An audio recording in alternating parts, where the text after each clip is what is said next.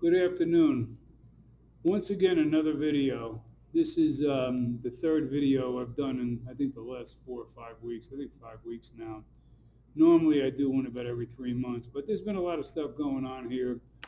And we could have written a letter to cover some of these subjects that I'm going to talk about now, but I think it's, seeing that we're doing videos, and once again, we had almost 1,000 views over the past week.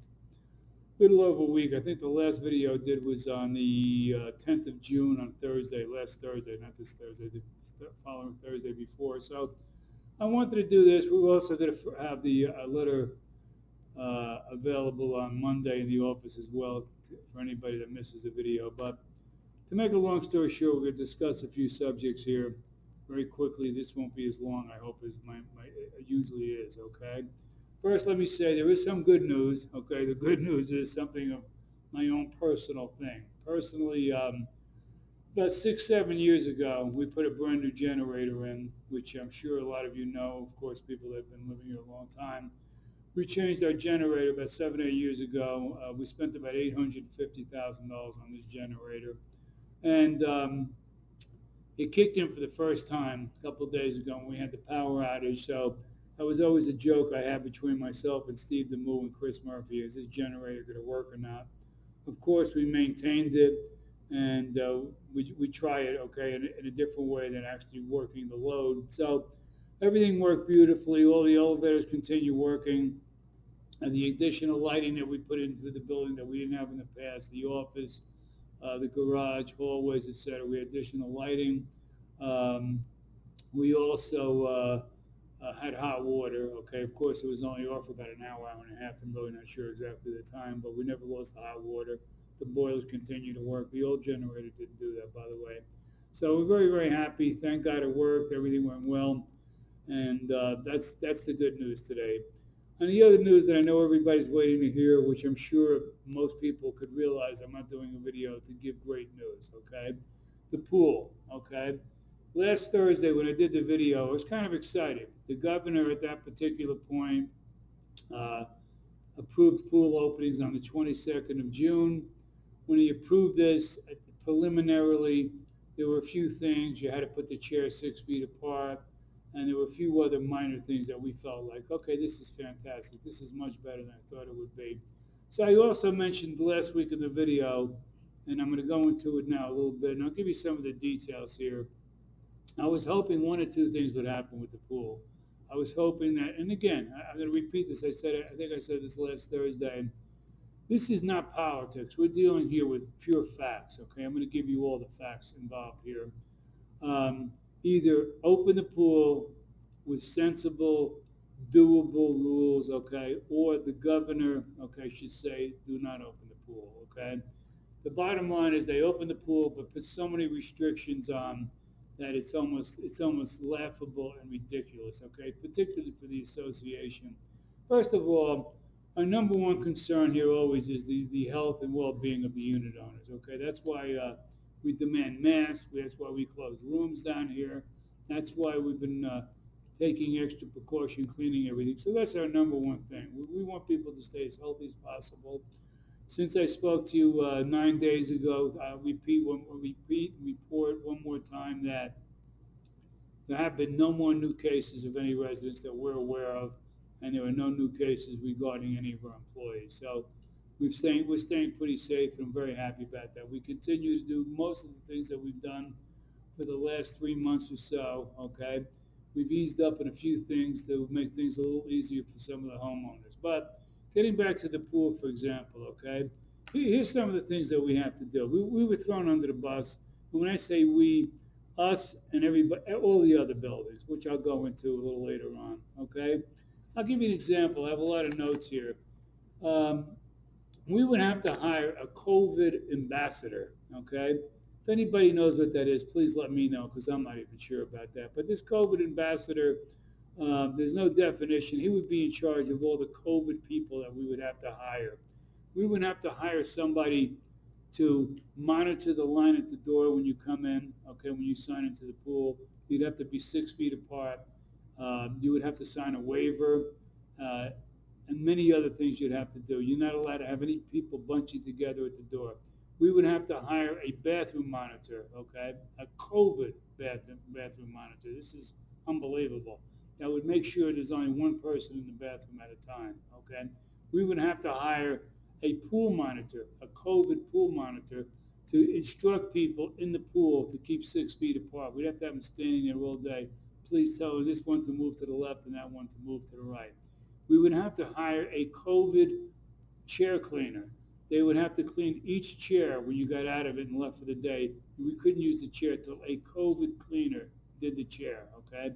And by the way, it specifies we could not use any of our own employees to clean the chairs, okay? That was a liability, and you have to be trained by COVID standards, okay, to clean a chair, which to me is absurd, okay? I mean, you're going to go to COVID school to clean it, all right? They're recommending masks while you're at the pool, recommending again, and many other COVID restrictions, okay? COVID things that would have to be done, pool monitors and all this other stuff that I just mentioned to you, okay? All of this also with keeping in mind that there is a $50,000 fine if we don't clean a chair, if the monitor is not monitoring the pool properly, etc. The lifeguards would not be able to wear masks. They would have to be kept away from other people at the pool area. They'd have to be restricted as well. So that's very, almost undoable for us. Okay, and I want to tell you up front that, and of course, the capacity at the pool, I think I told you last time, we'd have a very limited amount of chairs out there to start with. So anyway, the bottom line is we went through this and we studied it. And where do you hire a COVID cleaner right now? Where do you hire a certified COVID cleaner, a certified bathroom monitor, a certified pool person? So that was concern number one. Concern number two, which is a huge concern, is the liability aspect, okay? Our attorney, I think he's been our attorney for about 13 years now, maybe even close to 14 years, for the first time since I've been on the board, and I've been on the board almost 11 years now, called me up and was absolutely adamant that we do not open the pool. He went absolutely, I've never heard him so forceful.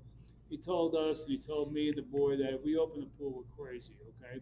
We have a tremendous liability. Example, okay? Our insurance expires on June 30th, which of course is a little over a week away.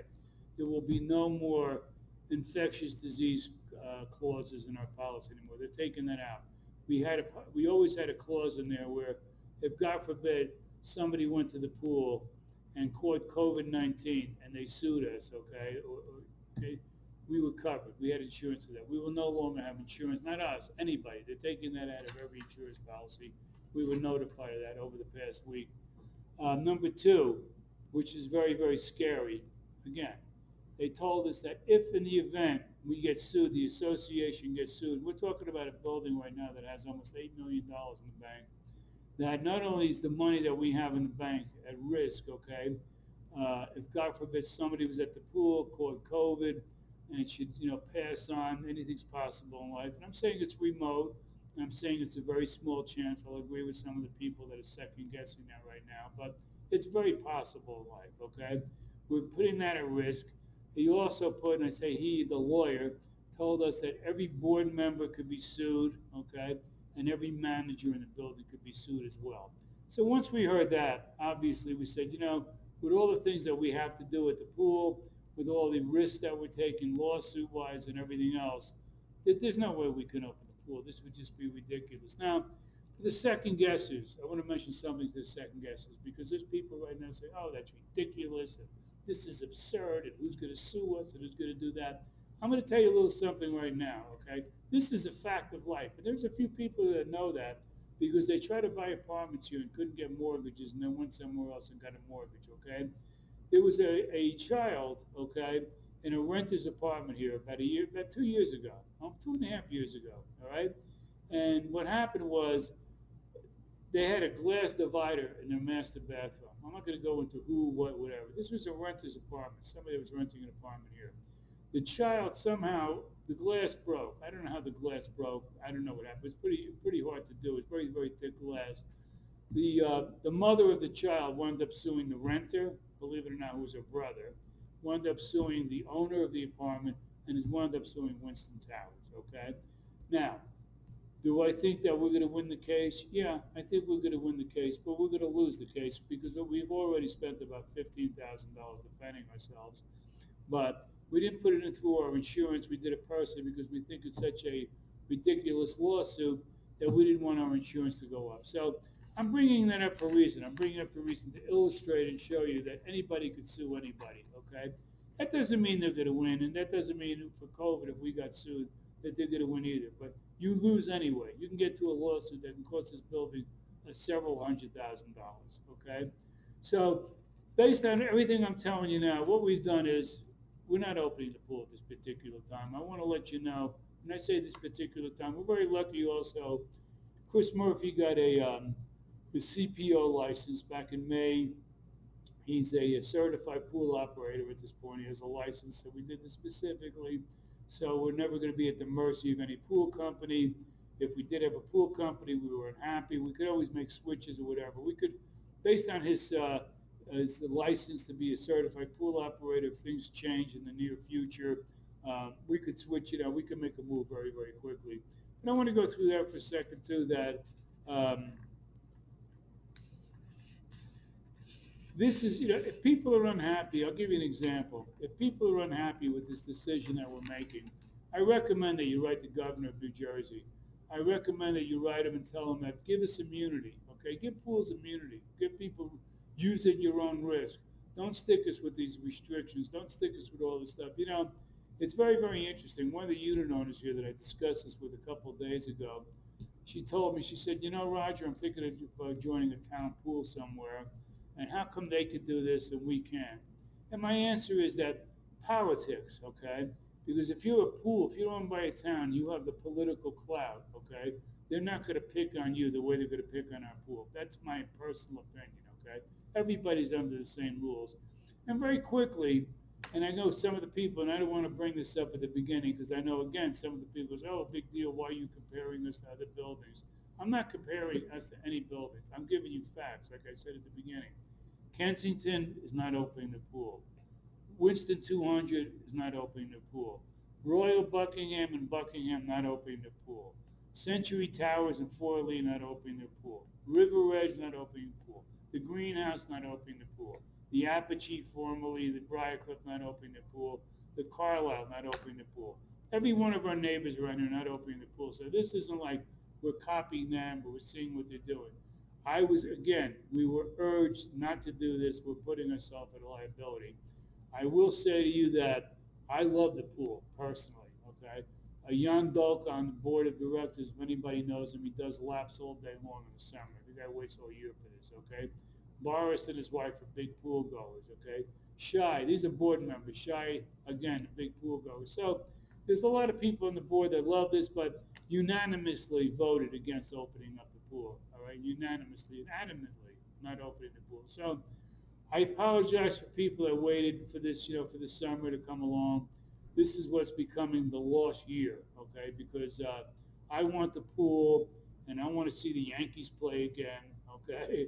So there's a lot of things we're missing here, okay? We're missing sports, we're missing the pool, and we're missing our restaurants, we're missing our way of life. But we also have to make sure and make sure that we stay alive and healthy. So that's the pool story. I'm very, very sorry.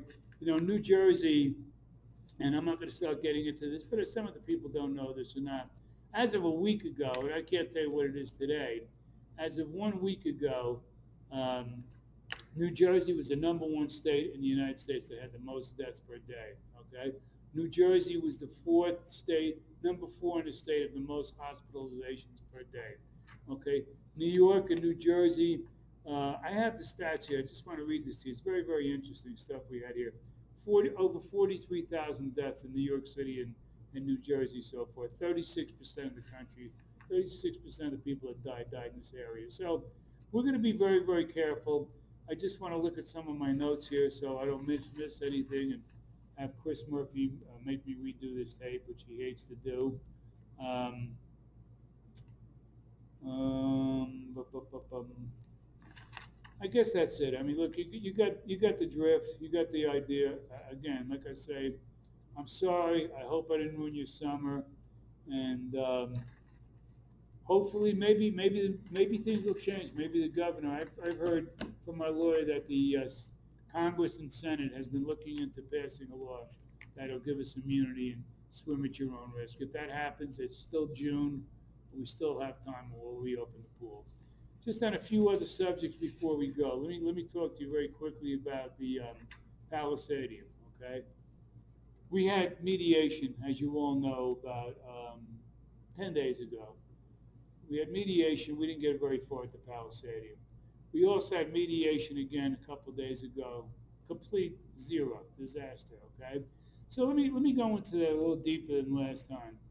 The Palisadiums in the past 10, 12 years, whatever it's been. I've been going down there a long time myself personally, and I think the new owners took over down there. I'm going to say about I'm going to say 12, 15 years ago. I'm really not sure of the date at this point. But ever since then, it hasn't been a very customer-friendly place, okay?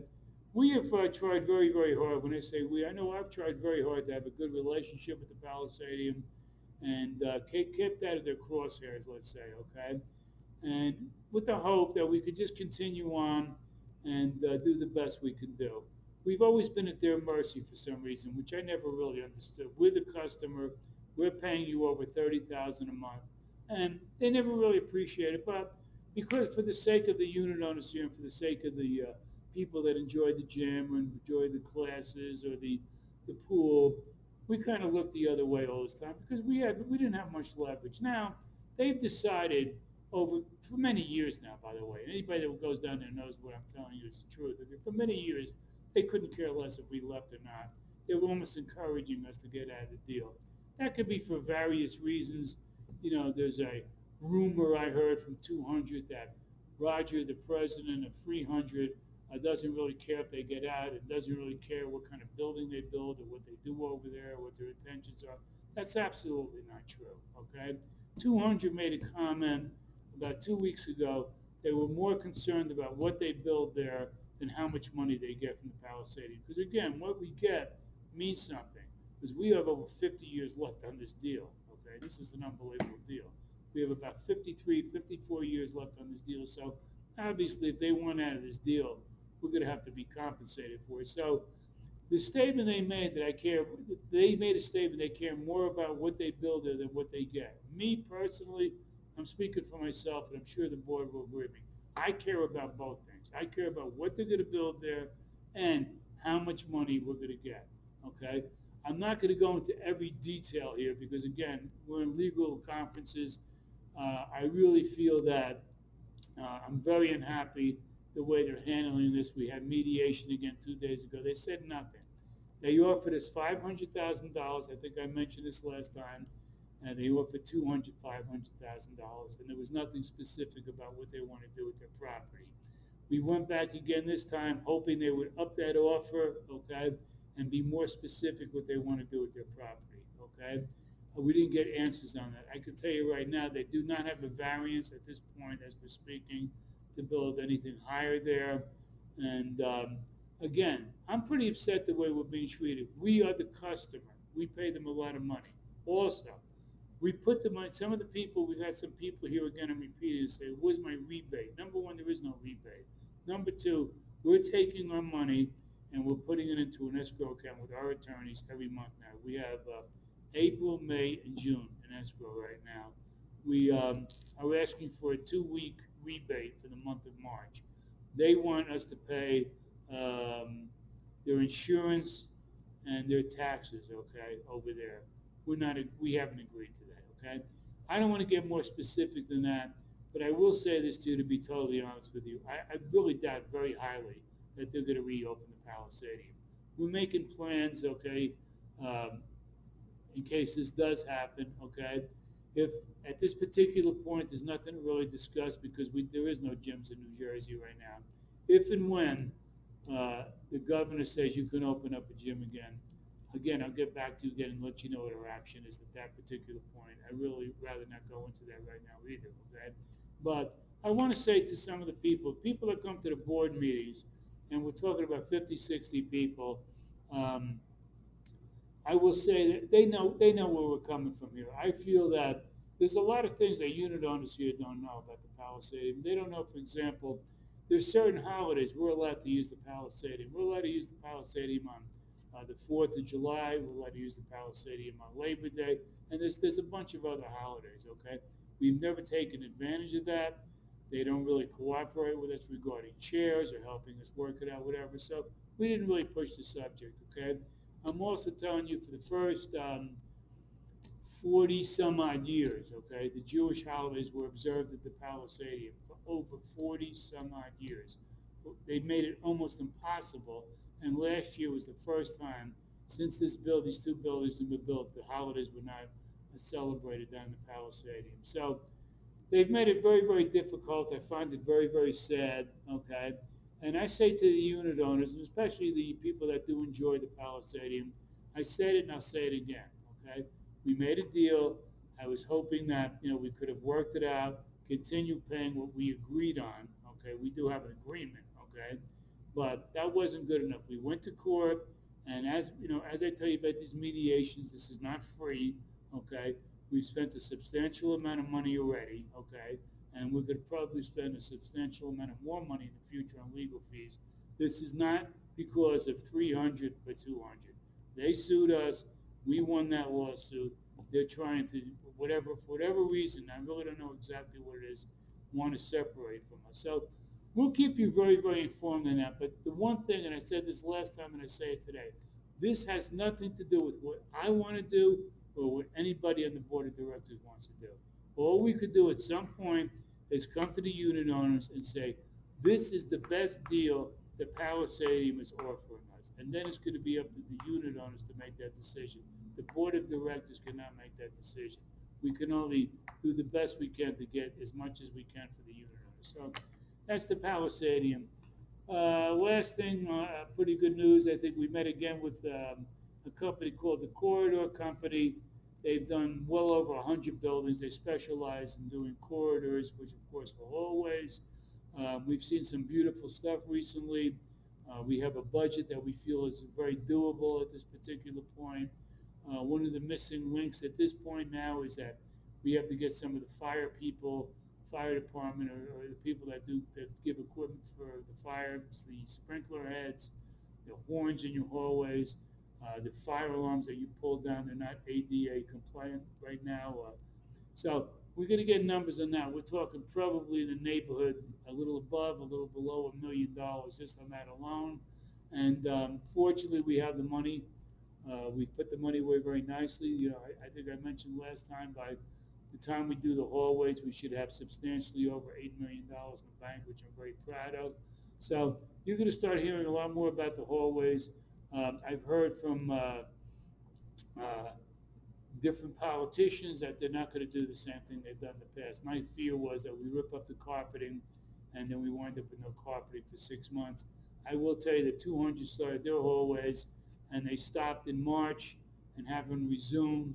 And we don't want to be in that position where we have hallways with the missing carpeting and ceilings that are ripped down, etc. So you're hearing more about that, but we're getting more involved in that. So anyway, listen, I'm sorry about the decision.